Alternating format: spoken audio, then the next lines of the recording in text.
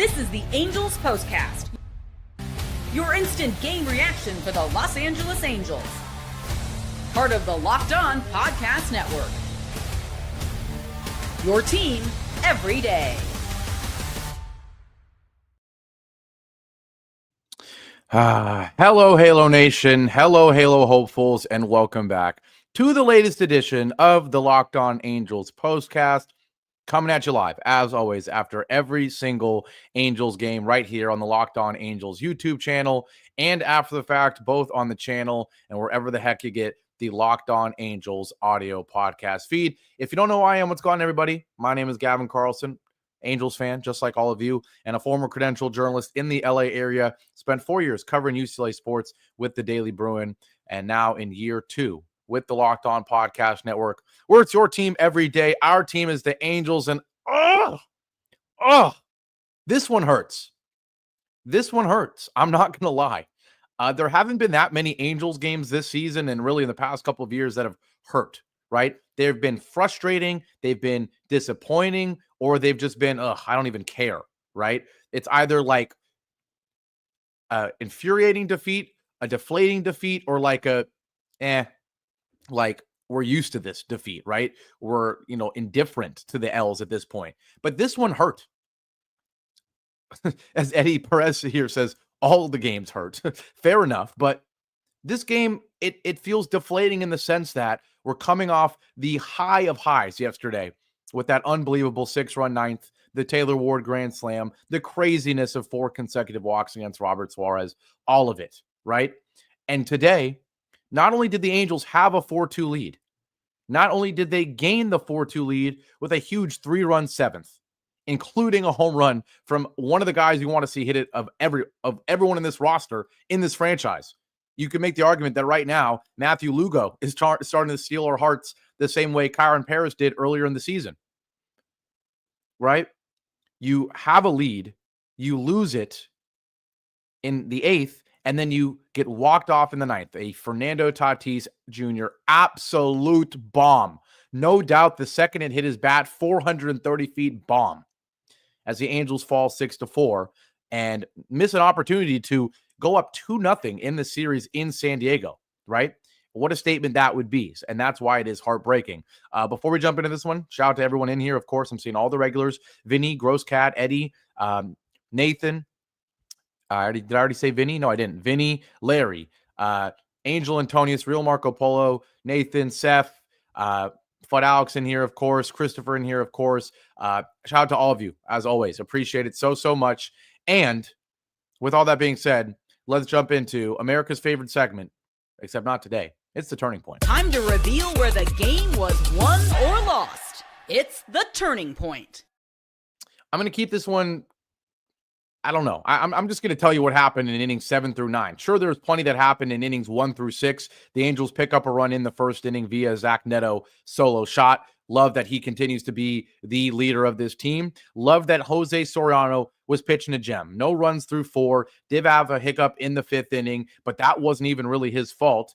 I guess just at this point, I said it was the turning point. I'm just going to tell you what happened because it feels like one of those games. Soriano didn't really have many issues in the first 4 innings. A 1-2-3 fourth, right? I'm going backwards, but a 1-2-3 fourth, just had that one walk in the 3rd, a 1-2-3 second with 2 ground outs, and then a single from Manny Machado, the only hit in the first inning, right? So only 1 hit and 1 walk through the first 4, ground outs everywhere. Just our typical, prototypical, beautiful Jose Soriano start, right? So that's why the 5th hurt, right? He does walk Xander Bogaerts and then give up a single to Jake Cronenworth, goes right to Adell, and I was pissed, man. I was pissed. Again, this is one of those games that it's deflating and you're kind of melancholy and not angry, but I was angry. I'm starting to get real tired of watching Joe Adell look like he doesn't give a dang in the field. And I know maybe that's not fair because occasionally he gives you the crazy catch at the wall, the occasional leaping catch, the occasional diving catch. But too often, does he remind me of Taylor Ward out there in the outfield where he looks lackadaisical, right? We were talking about it, or I was talking about it in an earlier game where it didn't matter.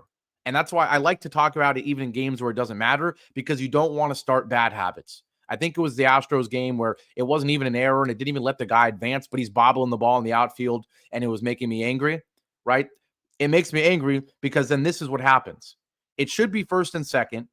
Your pitcher's been pitching amazing. He finally gives you the slightest bit of traffic, and you can't make a simple fielding play in right field. You let Xander Bogaerts advance to third so that when there is, and again, it all goes hand in hand, right? Is it bad that Soriano goes walk single? Yes, of course. But it's also bad that you have the error from Joe Adell. And as Grosscat rightfully mentions, he was a Gold Glove finalist. The upside is there. And not in the same way we say the upside is there with his hitting, but he shows it to us for a month, right? The upside is certainly there in terms of his glove and his fielding because he did it for a whole season last year, right? But this season, you'd see it at times last year, to be honest, too, but you saw it from everyone, right? But this season, especially, Joe Adell just gives me lackadaisical vibes out there in right field too often. And the error really hurts you here because right after that, a wild pitch allows Xander Bogaerts to score from third. He should have never been on third. And this was really, obviously, the play that decided things because there's the throwing error or the wild pitch by Jose Soriano and then the throwing error on the same exact freaking play. So you have Cronenworth get to third and, oh, geez, I'm looking at the comments. You guys are crazy. But Cronenworth gets to third and Bogart scores because of the wild pitch and throwing error. Just bad vibes all around. Soriano does respond. He gets a strikeout on Jason Hayward, but then Martin Maldonado goes with the sac bunt towards Yoan Moncada, and all he can do is throw the ball to first base. Just like that, it's 2-1. When you can make the argument genuinely that they should not have scored a run that inning, and that we gave them both runs, right? I mean, one was on a sac bunt, the other was on a wild pitch and throwing error. So yeah, you could easily make the argument that no runs should have been allowed. They were both unearned runs, and Soriano ends up finishing the game with a fantastic stat line, which is fitting because he was fantastic through his 6 innings. He really was. And that's why it's frustrating because we care so much about Jose Soriano in his development and everything. 7 innings for Jose Soriano, where he gives up just those 2 runs, both of them being unearned. But now let's finally get to the turning point, which is the top of the 7th inning. It looks like, and it's why this loss hurts so much, how exciting was this 7th inning? How exciting was it? You have 2 outs right away to start the inning, but then you have a Rengifo walk. They take out Dylan Cease. Shout out to that huge walk. How many times would there have been games where Rengifo doesn't get that walk, Cease never gets taken out, the Angels never take a lead, right? Every at-bat matters. You get a 2-out walk, and look what it does. They have to take out Dylan Cease. They bring in Estrada, and then Joe Adell makes up for this error with a beautiful RBI double, first pitch fastball, right down the middle. The first pitch, you know what happens when a reliever comes in. One of 2 things. He either throws a fastball down the middle or he throws a ball. I feel like there's always 1 of 2 options. He's never painting on the first pitch, and Adell knows that. He absolutely crushes one. Deep center field, 357 feet. Even Jackson Merrill can't make a play. 106 exit velo, and Rengifo comes all the way around from first. He showed the gas. That was beautiful. And then how great was this? Kind of a statement here from Ron Washington. Let's be honest. A statement. Matthew Lugo pinch hits, replaces Kyron Paris. I know Kyron Paris is not hitting well right now, but you don't really usually see this. Pinch hitting a guy who is still, it's not like he's in there for the glove. I think you still make the argument that Kyron Paris is equally in the lineup for his glove and for his bat, even though he's struggling, right? And certainly for his speed and athleticism as well. But to make the statement, we're putting in Matthew Lugo for you to hit. And how does he respond? He hits his 2nd home run in just a few major league games. 382 feet to center field. Again, we talked about him hitting to center field multiple times now already. He had the home run to straightaway center on a pitch on the outside corner. He had the triple to straightaway center on a pitch on the inside corner. And now a hanging slider, still kind of at the knees, but certainly higher than Estrada would like. And it's to left center field again. 103.6 exit velo, 382 feet, and that's one of the most excited I've been all year, right? Outside of the Taylor Ward walk-off, outside of the Giants game walk-off, out of a few others, right? How exciting was that pinch hit home run for Matthew Lugo to take the lead? And like Nathan is saying here, he does feel like the new Kyron Paris in the sense that we weren't just getting hyped about Kyron Paris because he was having hits and having extra base hits and having home runs. They were in big moments, which seeing that from a young guy on a dysfunctional team and franchise like this, for you to not only come through at random moments down 8-0 like Lugo did, with that home run in the 9th in a game that didn't, a moment that didn't matter. Kyron Paris was coming through in the clutch. And Matthew Lugo comes through in the clutch right here. The triple a couple games ago certainly contributed to the win, and this certainly contributed to what should have been a win. It puts the Angels up 4-2 in the top of the 7th inning, and you're thinking, wait, this is amazing. We're going to go 2-0 against the Padres with the guys we want to see coming through, both for the present in terms of guys like Taylor Ward and Rengifo and stuff like that, but also guys for the future, Soriano and Lugo. Oh, man, it would have been perfect. It would have been perfect, but it all falls apart because in the bottom of the 7th inning, Jose Soriano still in the ball game, and he's able to get things done or get out of it in the bottom of the 7th. Strikeout, single from Bogaerts, flies out Cronenworth. Another wild pitch from him. He wasn't perfect. Then he walks Hayward. But then Elias Diaz comes up with the bases, first and second, 2 on, 2 out, 2 strikes. And shout out to Soriano in this at-bat. Knuckle curve, knuckle curve, knuckle curve, right? Knuckle curve, I can't even say it. Knuckle curve, knuckle curve, knuckle curve. To strike out Diaz, get you to the 8th. Would have been nice after you get an Nolan Chanuel leadoff single to be able to turn that into something, but instead it's fly out ground, double play ground out. And then the bullpen does it again. Zephyr John comes in and he starts it off horribly right away, kind of like Robert Suarez in the last game. Walks Tatis, pops out Arias, which is nice, but then walks Machado. Strikes out Merrill. You've got first and second, 2 on, 2 out, 1-1 pitch. He throws back-to-back pitches at the letters. I'm okay with trying to sneak in that cutter on the first one, but then you throw another high heater. Obviously, it's a lot faster than the cutter, so you kind of see what he's thinking, but unfortunately, Gavin Sheets, just an absolutely infuriating at-bat. He hits a fly ball, barely deep at all, right between like 3 guys, the center fielder, the left fielder, and Zach Neto. Part of me would like to say that if we have a speedier left fielder in there that isn't Kyron Paris, or that's Kyron Paris or Matthew Lugo in left field and not Taylor Ward in left field, part of me says, I think we get to that ball maybe. Unfortunately, also, Ward was extremely deep in left field, but it hurts, right? The ball drops, and the logic in having Taylor Ward that deep is, hey, we're up 2 runs. It's no doubles defense. Even if they drop a base hit, they only get 1 run. They drop in the base hit, but then guess what?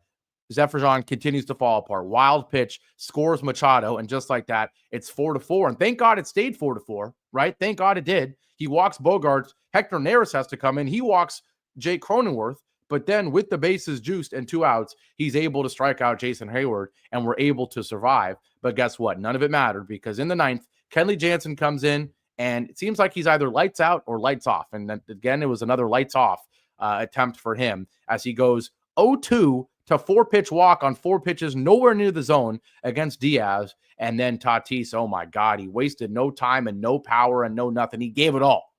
109.2 exit velo, 430 feet on a 2-2 cutter on the inside corner. He was waiting for it, clearly, because he absolutely turned on it, crushed it. Second straight game with a home run against us. And just like that, the Angels get walked off 6-4. It was supposed to be the turning point, but I ended up giving you basically the whole recap of the whole game there. A lot going on, right? So sometimes you just want to talk about all of it. But I'm going to take my break here. When I come back, I want to talk a little bit more about the Soriano start and this kind of this consistent issue with us in terms of starter to bullpen. Did Ron Washington make the right decision in terms of when to take him out? I know there's been plenty of debates about that. We'll talk about the state of the bullpen a little bit and also just give you a recap of how the lineup did overall. Plus, I'm sure you're going to have Matthew Lugo questions as well. I'll somehow try to fit all of that in a super short second segment right after my break here on the Locked On Angels Postcast. Man, this one hurts. I'm sorry. This one hurts. But with all that being said, let's get to it. Today's show is brought to you by FanDuel. The basketball has been absolutely unbelievable. The NBA playoffs are in full swing, and every night delivers highlight-worthy performances, major momentum shifts, and can't-miss moments. Whether it's a game-winning shot or a breakout player, there's never been a better time to get in on the action. FanDuel makes it easy to stay in the game before tip-off and live. With player props, performance trends, and same-game parlays, fans have more ways than ever to play smart and win big. You know, I say this all the time. I was in New York. The only time I was ever able to use FanDuel when I was in New York, and I loved it. Whether I was making, parlays on the subway on the way to Yankee Stadium, on the way to the Barclays Center, or within Yankee Stadium and the Barclays Center. Their interface is so great. It's so efficient, and it's a lot of fun. I don't bet now. I work for an NBA team, but when I did, FanDuel was the best. So if you're new to FanDuel, plus they have great promos like this. If you're new to FanDuel, it's the perfect time to sign up. Head to FanDuel.com, and if you place your first $5 bet, if it wins, you'll get $200 in bonus bets. Again, place your first $5 bet. If it wins, you'll get $200 in bonus bets. Make every moment more with FanDuel, official sports betting partner of the NBA. Back here live on a disappointed, deflating edition of the Locked On Angels Postcast. It looked like the Angels were right on their way to a statement win, a second straight statement win. And I think even more of a statement win, right? Yesterday was just a crazy win, right? In terms of how it all unfolded. But I think there's plenty of people, maybe me and certainly plenty of Angels fans included, that would go, yes, was that an amazing, thrilling comeback? And does Taylor Ward certainly deserve credit? And do some of the guys deserve credit for their walks? Yes. But you had a reliever walk 4 guys where he wasn't really throwing the ball anywhere near the strike zone. And Yohan Moncada tried to gift him a strikeout, right? So you certainly earned the win, but was it earned enough to say it was a statement? No. Tonight would have felt like it. Your starter, Jose Soriano, who is the future of your rotation, one of the futures of your franchise, he was phenomenal.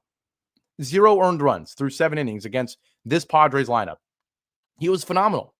You got a home run from your future in terms of a field player in Zach Neto. You got a 2-run shot to break a tie from Matthew Lugo, who's already becoming your newest future thing, right? So many ways that this could have been a statement win. And I want to talk a little bit more about this bullpen issue, right? The fact that it's another start that the bullpen blows. And it wasn't blown in what we've seen in the past where the game is 1-1 and they give up a couple runs and you say they blew it. No, in that case, I'm blaming it on the lineup. Is 4 runs not enough?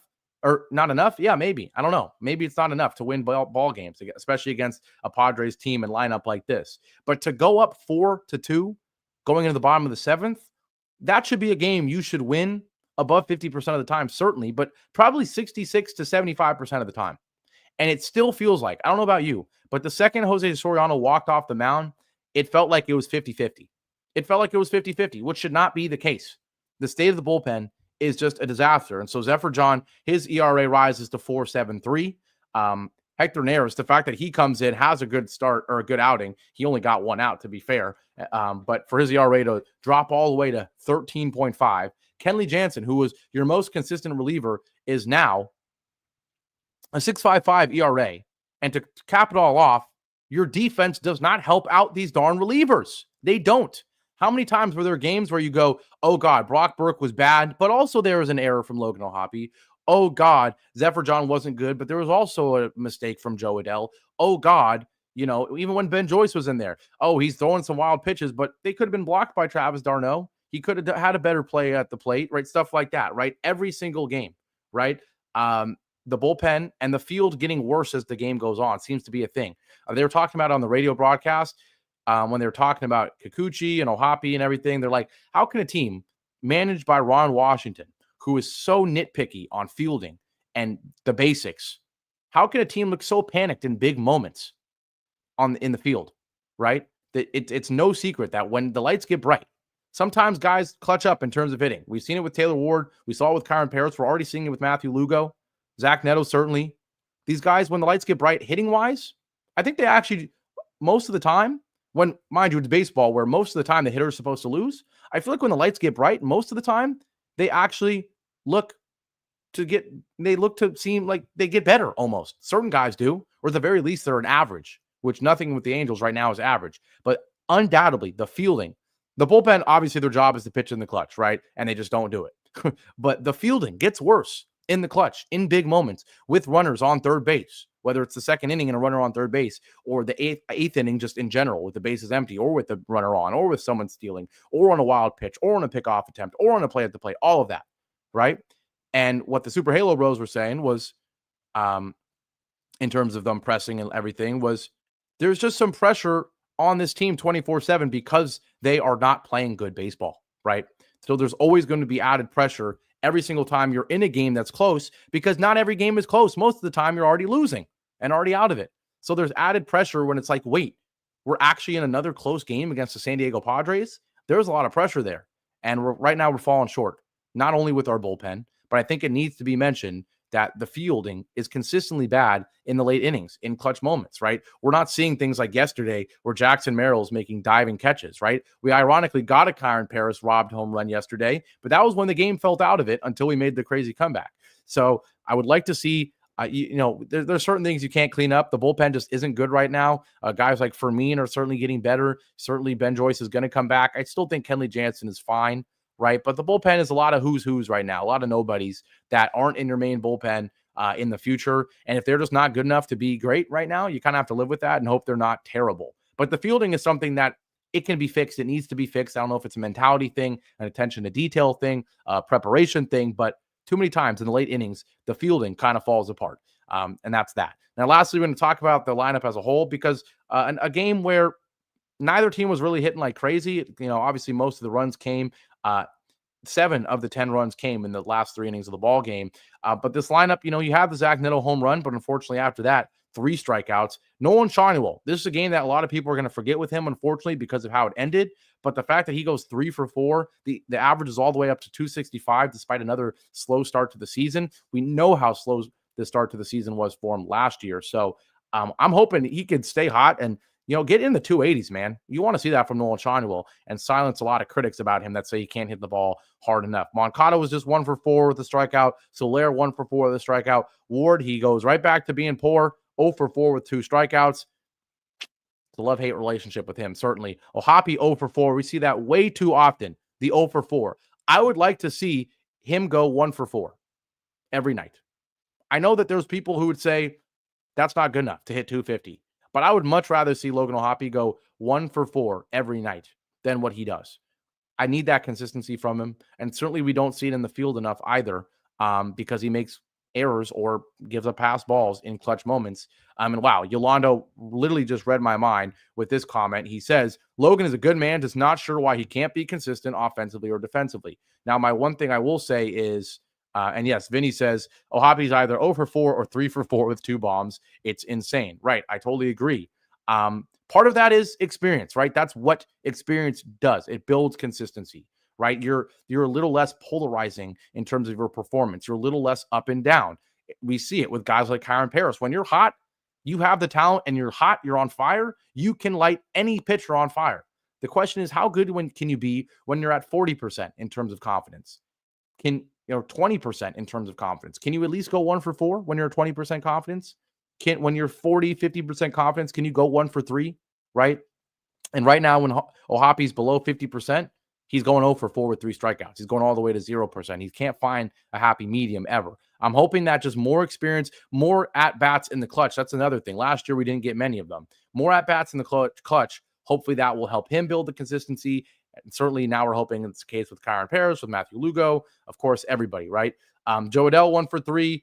He did have the RBI, but strikeout as well from him. Kyron Paris goes 0 for 2 with 2 strikeouts. He just strikes out way too freaking much, to the point where Ron Washington pinch hits Matthew Lugo for him, and Matthew Lugo hits the 2-run bomb. Now, Lugo is now hitting 300 with a 1,400 OPS. I know he's only played a few games, but absolutely cannot say anything but the most positive things. He also looks really comfortable in left field when he's playing there, to the point where Ron Washington trusted him in center field today, right? So Ron Washington likes him to Matthew Lugo, and that is encouraging. Would like to see him. Right now, you have to say what we were saying about Kyron Paris at the beginning of the season, completely swap it out. I need Matthew Lugo to be the everyday center fielder or left fielder at the very least, and Taylor Ward and Kyron Paris, maybe you guys need to alternate until Mike Trout comes back and shakes things up. But with all that being said, we're going to wrap this one up. Angels fall 6-4, a very frustrating game, because it really feels like the Angels could have and should have won this ball game and had a statement win and had a statement 2-0 start to this series against an in-state rival to make you feel good going into the Dodger series, regardless of what happens tomorrow. Now you lose tomorrow, and it just feels like another lost series. Now, if you win tomorrow, you're feeling okay. And then you have, of course, that huge one against the Dodgers. But before we wrap it up, I do actually have to quickly preview. I know some people were telling me in the comments they would like me to do that a little bit more. It's Kyle Hendricks against Vasquez. Vasquez 2-3 with a 3.76 ERA, 18 strikeouts in his 6 games. And Kyle Hendricks, we know the struggles he's had, 1-4 with the 5.3 ERA. Surprisingly, 21 Ks for him. It's kind of higher than I would expect. even though it's 7 full games. He's just not a strikeout guy at all. But some context needs to be added to that ERA for Kyle Hendricks. He had a couple blow-up games, right? He gave up 7 runs against the Twins, 5 runs in 4 innings against the Astros. So in his most 2 recent starts, had an absolute gem, 7 2/3 innings, 1 earned run against the Tigers, and then a decent outing, 3 earned runs because of a home run and 3 walks, those 6 hits as well in 5 innings against the Orioles. So, I think his stats are probably fair. He hasn't been great, but I think he can be better. I think he can be a 4.5, hopefully sub 4.5 ERA guy at the end of our rotation. So it'll be Hendricks for the Angels. Hopefully we can steal a win tomorrow. It would be a huge series. It would certainly be a win. I was praying we'd win 1 game, and now I'm sitting here saying it's disappointing we didn't win 2. Well, guess what? We can still win 2 and win the series tomorrow, and I'm hoping we'll do it. I'll be back here tonight, as always, after every single game, tomorrow night, So looking forward to seeing you guys back here. Hopefully it's after another win. Angels fall 6-4 on the defensive fielding foolishness in the 8th and a 2-run shot from Tatis in the 9th. But with all that being said, we're wrapping it up. I'll see you guys tomorrow, and as always, go Angels. Take care, everybody.